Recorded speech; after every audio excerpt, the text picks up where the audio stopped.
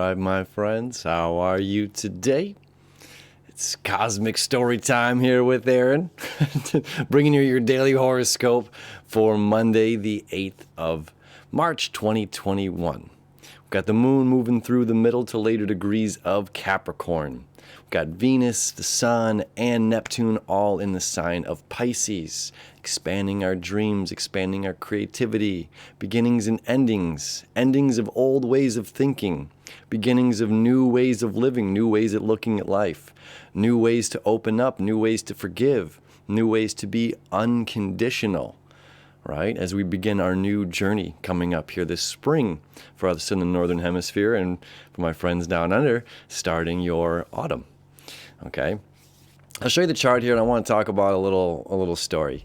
So we're going to have the moon, later this evening, as I'm speaking right now on Sunday night, right? We have that nice sextile connection to Venus, moon, our emotional needs, connecting with Venus. Then early in the morning at 6 a.m., we're going to have it connecting here with the sun. And then as the day continues, connecting with Neptune. Okay, that sextile energy, once again, is an easy flow of energy between two different elements. No obstacles, no hurdles. Easy flow of energy, right? So the moon is our emotional needs. Venus, what we love, what we want, what we desire. Okay, tapping in again to that unconditional aspect of life, tapping into that forgiveness. There's no measurement to love. There's no measurement to joy. And the science, right? Capricorn, the science and the rest of the world. Science might fall under Aquarian. But either way, we're talking about physical versus the non-physical. Okay, so emotions, our emotional moon, our emotional needs, needing to be practical, needing to be grounded, needing to do the work, the inner work, right? Connecting with that source energy, connecting with spirit, connecting with our own ego, allowing our ego to express itself in a healthy way. Okay, and as the sun here gets closer and closer to Neptune, right? This is all about the expansion, not limiting our ego. Okay, and as the day moves on here, we're going to have the moon conjunct Pluto, which is about transformation, death, destruction, and transformation, the shadow work. All right. Now, I had recently, late last night, after I had done yesterday's or today's March 7th astrology video, I put on a movie I haven't seen in a very long time called Pleasantville. If you've seen this movie, all right, this is a beautiful, beautiful example and metaphor for what we're dealing with in human life down here on this planet right now. Okay, these two kids get zapped into this like 1950s black and white, and everything is, hey honey, I'm home, and dinner's ready at 6 as always, and everything is just swell and hunky dory. It's like almost like a Leave It to Beaver, if you know Leave It to Beaver. And the beauty of this is as the characters are sucked into this, the modern day characters are sucked into this timeline of an ancient kind of past, not ancient, but you know what I'm saying, a reality that no longer exists, okay? As we have Uranus here in Taurus, changing tradition, Pluto up there in Capricorn, changing the way of our governments, changing the way that we govern ourselves, Saturn, Jupiter, Mercury, all in Aquarius, expansion, a new creative ways of thinking, new ways of socializing, new ways of living. Our whole world is changing, right? And coming back to this analogy here, it's the shadow of each character has to be discovered. And once the shadow of each individual character that this story follows, it's really, really cool movie. Check it out, Pleasantville, if you haven't seen it. Once they've recognized their shadow, whatever they're denying themselves of, all of a sudden things turn into color, right? So we have this black and white world, and then individuals become colorful. And then because they've seen this light, because they've shined the light on their shadows, and some people are still living in this black and white, they want to hide themselves.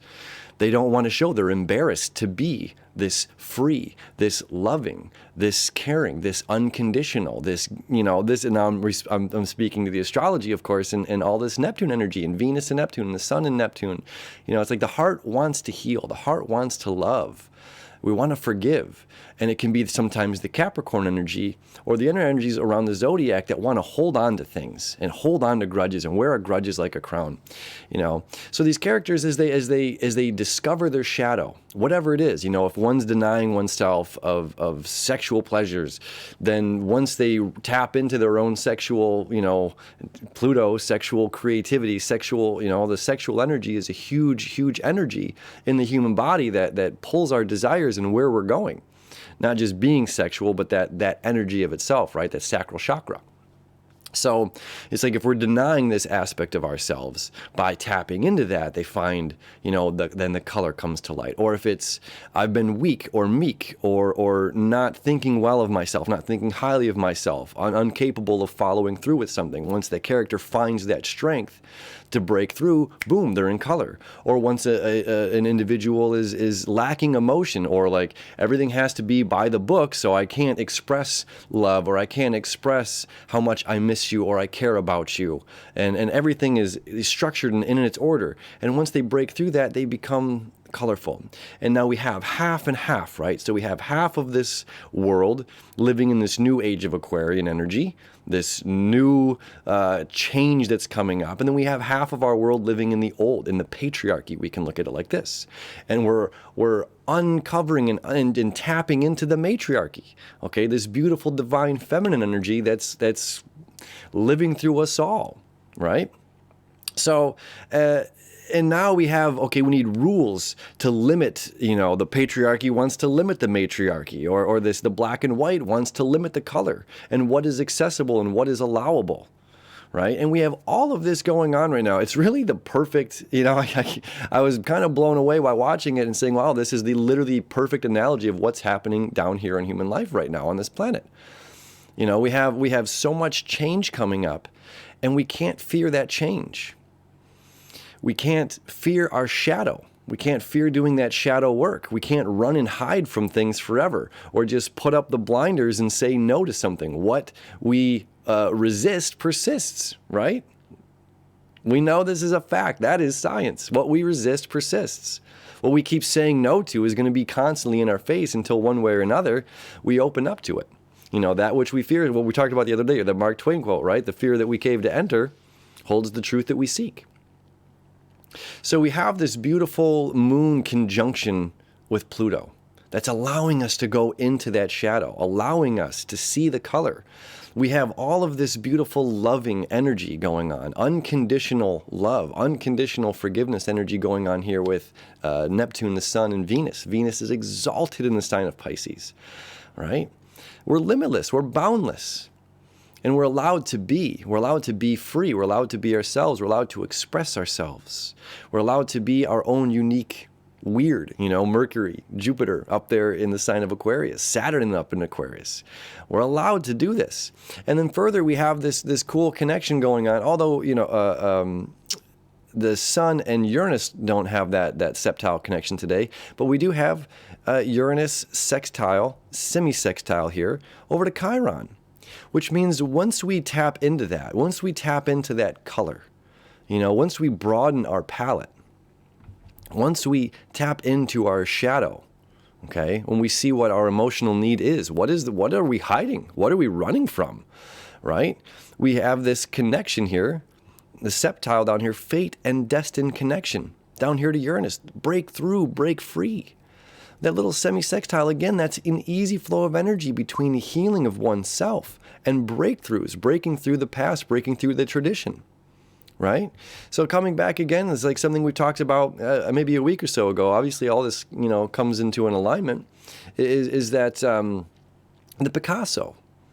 It's like you're allowed to paint however you want to paint. You're allowed to photograph however you want to photograph. You're allowed to express or wear the clothes that you want to wear. We don't have to fit into a certain group. We don't have to fit into a certain archetype. We don't have to fit into a certain idea or concept or way of living just because somebody else does or someone that we value does. Very important right there. Just because somebody that we love is doing it this way And we might be in that same social circle. Doesn't mean that we ourselves have to be in that same space. Right? So all of this energy that's going on right now, this cosmic story that it's trying to relate to us, is we're allowed. We're allowed to forgive. We're allowed to be. We're allowed to love. We're allowed to be thankful for what was and for the constant change and evolution of what's coming and what is. And to not fear that change, to not hold on to that old black and white lifestyle, but to come in with Technicolor, right? To come in with beautiful 3-dimensional living, or 5D. I don't know. They're talking about 5D these days. I got to look more into that stuff. That's a whole other conversation. All in all, allowing ourselves to express, allowing ourselves to be as vibrant and as vivid as we want to be, tapping in to our shadow, seeing what's holding us back, and allowing that transformation to come into place. And when we shine the light on that, that's that breakthrough that happens. And that connection from Uranus to Chiron over there, this is the healing that we've been looking for. This is the healing that we've been waiting for. This is the change that we've been waiting for, right? And if we stay structured and disciplined at doing that shadow work, if we stay focused at doing it, right? That mountain goat going up the top of the mountain, it can't miss a step. It can't not be focused on what it's doing. It can't allow itself to be distracted by the butterfly or the whatever flying by, or the noise, or the little crumbling rock that when it took its step up and the little rock fell. It's not like, oh, I gotta turn around and go back now. This is getting scary. This is getting dangerous. This is unstable. It's like, no. Our focus, our determination is the stability. And when we allow ourselves to stay focused, and we allow ourselves to do that inner work, this is when all the magic happens and all the colors come to life. And the flowers are going to start blooming soon, or wilting for my friends down there, down under. Good times, Pleasantville. Cool little story, something to share. My friends, as always, thank you so much for hanging out with me. It's an honor and a pleasure. Have a wonderful Monday, and we'll see you tomorrow.